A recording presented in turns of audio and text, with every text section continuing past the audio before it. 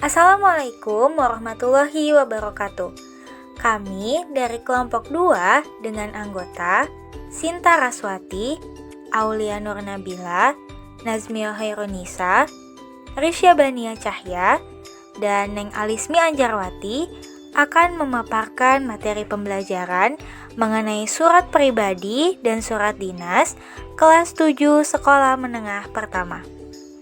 Kita akan mengupas tuntas mengenai suatu komunikasi tertulis yang bisa disampaikan oleh siapa saja, baik antar teman, kerabat, keluarga, maupun antar lembaga atau instansi tertentu.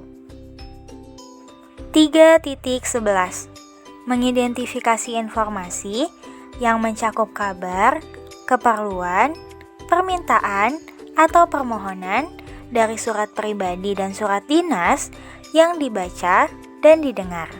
4.11 Menyimpulkan isi yang mencakup kabar, keperluan, permintaan, atau permohonan surat pribadi dan surat dinas yang dibaca atau diperdengarkan. 3.12 Menelaah unsur-unsur dan kebahasaan dari surat pribadi dan surat dinas yang dibaca dan didengar. 4.12 Menulis surat yang mencakup pribadi dan dinas untuk kepentingan resmi dengan memperhatikan struktur teks, kebahasaan, dan isi. Apakah kamu sudah pernah membuat surat? Entah itu surat izin tidak masuk sekolah, surat untuk guru, sahabat, atau surat spesial untuk seseorang? Menurut KBBI, surat adalah secari kertas dan sebagainya yang digunakan sebagai tanda atau keterangan sesuatu yang ditulis atau yang tertulis. Sederhananya, surat adalah sarana komunikasi untuk menyampaikan informasi tertulis dari pengirim ke penerima. Pengertian surat pribadi. Sesuai namanya, surat pribadi adalah surat yang digunakan untuk berkomunikasi secara pribadi. Surat pribadi ditulis oleh seseorang untuk orang lain atau suatu instansi yang isinya menyangkut kepentingan pribadi. Oleh karena itu, bahasa yang digunakan dalam surat pribadi bersifat tidak resmi, santai, dan komunikatif. Meskipun bahasa dalam surat pribadi tidak lebih baku daripada surat dinas, namun dalam surat pribadi tetap ada hal yang perlu diperhatikan, yaitu tata etika atau sopan santun. Khususnya jika kita menulis kepada orang yang lebih dewasa.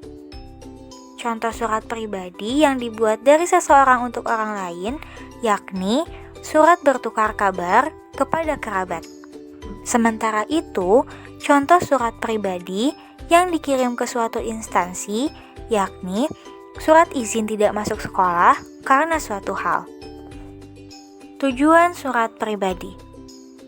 Tujuan surat pribadi seringkali digunakan untuk mengungkapkan perasaan, pikiran, dan emosi kepada orang-orang terdekat, seperti keluarga, sahabat, atau pasangan. Selain itu, surat pribadi juga dapat membantu mempererat hubungan antara pengirim dengan penerima lewat cerita dan perasaan yang disampaikan. Ciri-ciri surat pribadi. Berikut ciri-ciri surat pribadi yang bisa kamu perhatikan. Bahasa yang digunakan bersifat subjektif, pribadi, menggunakan kata-kata sapaan, tidak begitu formal atau resmi, namun tetap sopan. Surat pribadi akan menggunakan kata ganti orang pertama dan orang ketiga. Tidak ada peraturan yang mengikat untuk menulis surat pribadi, seperti kop surat dan berbagai jenis elemen lainnya. Bebas menggunakan jenis kertas maupun sampul surat. Unsur-unsur surat pribadi. Nah, Meskipun tidak ada aturan yang mengikat dalam penulisan surat pribadi, masih ada unsur-unsur atau bagian-bagian surat pribadi yang perlu kamu pahami nih. Tujuannya, supaya kamu bisa menyampaikan informasi sejelas-jelasnya kepada penerima. Berikut unsur-unsur surat pribadi yang bisa kamu perhatikan. Yang ke-1, tempat dan tanggal surat. Saat menulis surat, tentu saja kamu harus mencantumkan tempat dan tanggal surat itu dibuat. Kamu bisa meletakkannya di bagian kiri atas halaman kertas. Yang kedua, tujuan surat.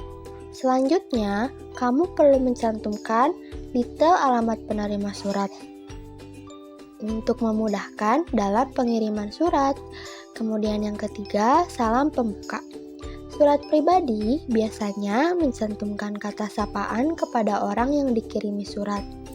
Contoh kata sapaan dalam surat pribadi dibuat lebih santai, seperti hai, halo, teruntuk, dear, ucapan salam, dan lain sebagainya.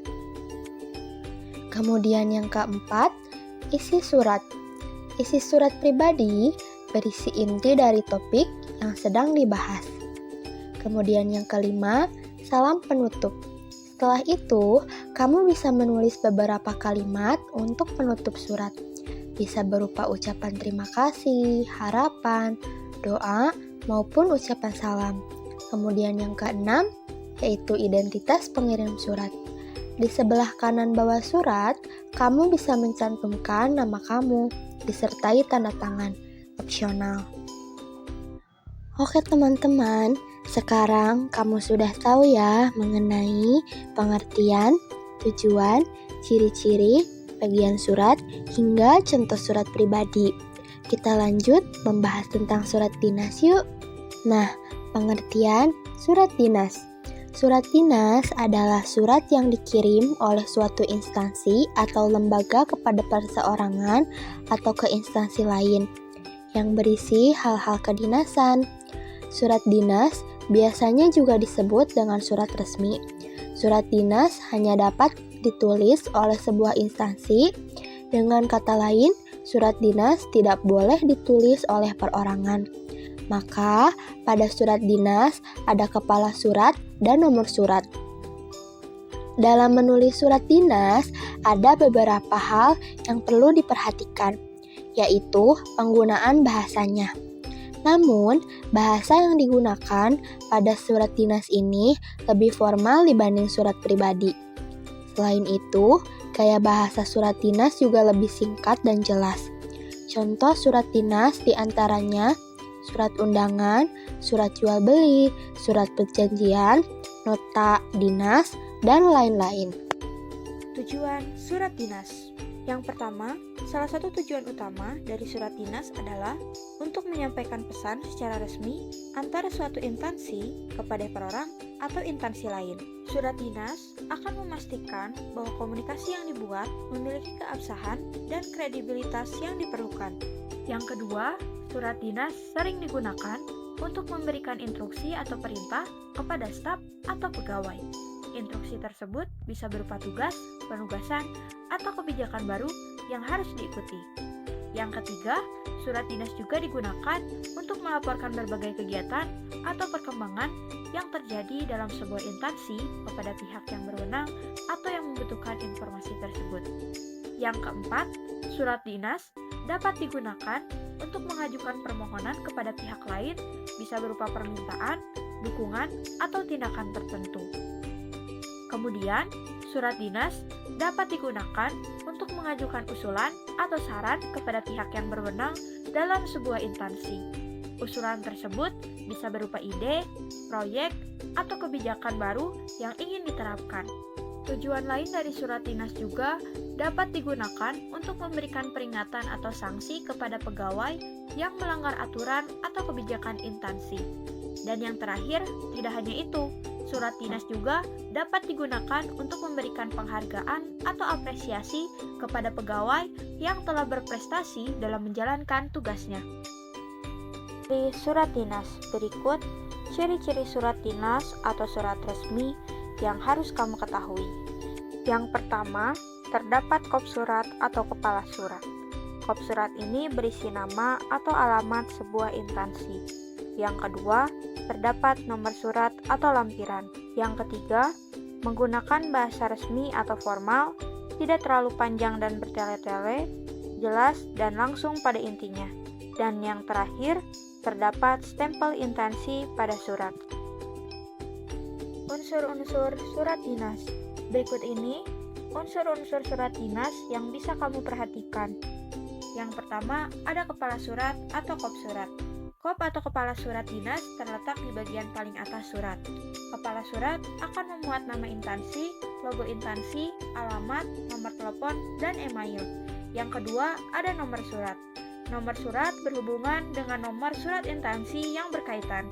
Biasanya dalam nomor surat terdapat kode, angka, serta lampiran tahun saat surat itu dibuat. Contoh format nomor surat, yang pertama ada nomor surat, kemudian kode surat, angka bulan, dan angka tahun. Contohnya dapat kamu lihat di bawah ini ya. Yang ketiga, ada tempat dan tanggal surat. Kemudian, surat dinas juga memuat tempat dan tanggal dibuat surat. Contohnya seperti Jakarta, 6 Maret 2024. Selanjutnya, lampiran. Lampiran adalah komponen dalam surat yang berfungsi untuk mencantumkan dokumen lain yang disertakan. Misalnya, lampiran berkas atau foto. Contoh penulisan lampiran. Contoh penulisan lampiran dapat kamu lihat di bawah ini. Selanjutnya ada hal atau perihal. Perihal surat adalah pernyataan tentang masalah yang ingin disampaikan dalam surat dinas. Contohnya ada di bawah ini ya. Lanjut, alamat penerima. Surat dinas juga akan mencantumkan alamat dari penerima surat. Contohnya ada di bawah ini. Yang ketujuh, ada salam pembuka. Tidak hanya pada surat pribadi, surat dinas juga terdapat salam pembuka. Namun, sapaannya dibuat lebih formal. Contohnya ada di bawah ini. Yang kedelapan, ada isi surat. Isi surat dinas terbagi menjadi 3 bagian, yaitu paragraf pembuka, paragraf inti, dan paragraf penutup. Penutup surat. Kamu bisa menulis beberapa kalimat untuk penutup surat. Bisa berupa ucapan terima kasih, harapan, ataupun doa. Salam penutup. Salam penutup bisa disampaikan dengan ucapan salam atau hormat kami. Dan yang terakhir, ada identitas pengirim. Di akhir surat, kamu perlu mencantumkan identitas pengirim surat, seperti jabatan, tanda tangan, stempel, atau cap instansi, nama lengkap pengirim, dan keterangan lain seperti nomor induk pegawai. Ciri Perbedaan surat pribadi dan surat dinas. Nah, dari penjelasan di atas bisa ditarik kesimpulan nih. Jika ingin membedakan antara surat pribadi dan surat dinas, dapat dilihat dari beberapa poin sebagai berikut. Yang pertama, tujuan penulisan. Surat pribadi ditunjukkan kepada individu atau instansi tertentu dengan maksud untuk berkomunikasi secara pribadi. Isi surat pribadi bisa berupa pesan, ucapan, atau cerita pribadi antara dua individu atau lebih. Surat dinas bertujuan untuk komunikasi resmi dalam konteks pekerjaan atau urusan institusi. Surat dinas bisa digunakan untuk memberikan informasi, instruksi, atau pemberitahuan kepada rekan kerja, atasan, atau institusi terkait. Kedua, format penyusunan. Surat pribadi tidak ada format baku yang harus diikuti, dan isinya bisa disesuaikan dengan keinginan penulis.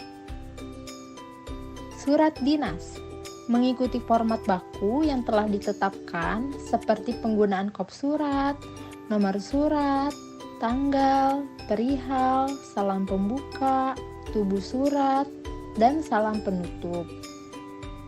Format ini harus diikuti untuk menjaga profesionalitas dan keseragaman dalam komunikasi pada surat resmi. 3. Bahasa dan gaya penulisan. Surat pribadi akan menggunakan bahasa yang lebih santai dan personal, tergantung pada hubungan antara pengirim dan penerima. Surat dinas menggunakan bahasa yang formal, to the point, dan jelas. Gaya penulisan harus sopan dan mengikuti norma-norma keprofesionalan dalam komunikasi resmi. 4. Penandatanganan dan legalitas. Surat pribadi tidak memerlukan tanda tangan resmi kecuali jika diinginkan oleh pengirim atau diperlukan dalam konteks tertentu karena surat ini tidak memiliki kekuatan hukum. Surat dinas. Biasanya, surat dinas ditandatangani oleh pejabat atau individu yang berwenang dan kadang-kadang memerlukan cap instansi. Surat dinas memiliki kekuatan hukum dalam konteks kegiatan resmi atau administratif. Nah, adik-adik sekarang sudah paham ya mengenai surat pribadi dan surat dinas. Demikianlah pemaparan yang dapat kami sampaikan. Semoga pembelajaran ini dapat memberikan manfaat bagi kita semua. Wassalamualaikum warahmatullahi wabarakatuh.